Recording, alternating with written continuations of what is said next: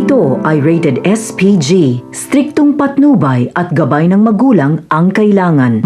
Isang mapagpalang araw mga kapamilya and welcome back. Napilitan na namang maglihim at magsinungaling si Enteng kay Tanggol para itago ang napakalaking kasalanan niyang ginawa. Sa gitna ng matinding galit ni Tanggol kay Rigor, lalo at bigo itong mapaslang siya, ay ibubuhos ni Rigor ang galit niya sa isang taong wala namang laban.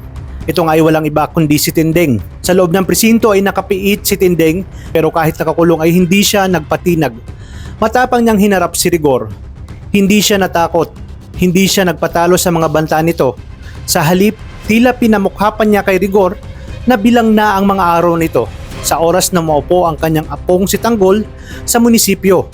Habang lumalakas ang usap-usapan tungkol sa kudita, lalong nababahala sina Tanggol at Ramon.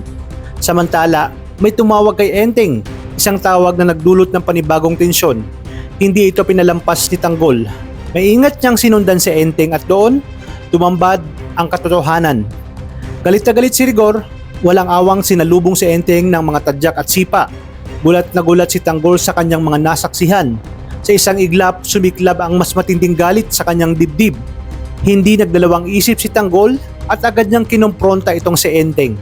At doon niya nalaman ang mas masakit na katotohanan. Nahawak ni Rigor si Aling Mirna, kaya napilitan si Enteng na makipag-ugnayan at makipagtsabwatan dito kay Rigor. Bahagyang naunawaan ni Tanggol ang sitwasyon ni Enteng, pero hindi niya matanggap ang paglihim nito sa kanila dahil sa pagtago ng sekreto. Nadamay ang iba pa nilang mga kaibigan. Sa puntong iyon, isang mabigat na desisyon ang nabuo sa isipan ni Tanggol. Kung ang tanging paraan lamang para makalaya si Aling Mirna ay mawala siya, handa nga siyang ibuwis ang sarili niyang buhay, kaya naman dito sinabi niya kay Enteng na tapusin na ang kanyang buhay. Sa umpisa ay tila nagdadalawang isip si Enteng, ngunit di kalaunan ay ibinutok niya kay Tanggol ang baril na hawak niya. Dito agad na rumesbak si Ramon at agad niyang pinaputokan ng bala si Enteng na dahilan ng kanyang pagkamatay dahil mabilis nga ang karma para sa kanya. Sa kabilang banda, sumiklab ang isang malawakang pag-aalsa sa buong Maynila. Layunin ng taong bayan na mapatalsik ang mga gerero sa kanilang mga pwesto. Kasama si Tanggol sa pagpasok sa City Hall, sa tulong ni Namando at Ponggay at suporta ng taong bayan na walang takot na binuwag ang barikada. Tuluyan silang nakapasok sa loob at doon nga nagsimula ang matinding sagupaan. Punong-puno ng galit ang mga mamamayan. Determinado silang tapusin na ang paghahari ng kasakiman.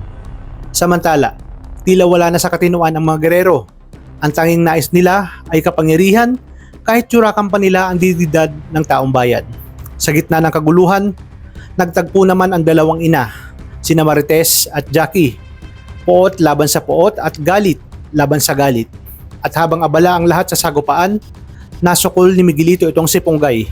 Walang awang dinakip at dinala sa pinakamataas na bahagi ng gusali doon sa may tore. Isa ba si Ponggay sa magsasakripisyo sa labang ito o ililigtas siya ni Tanggol sa pangalawang pagkakataon? At hanggang saan kaya ang kayang isugol ni Tanggol para sa kanyang mga mahal sa buhay?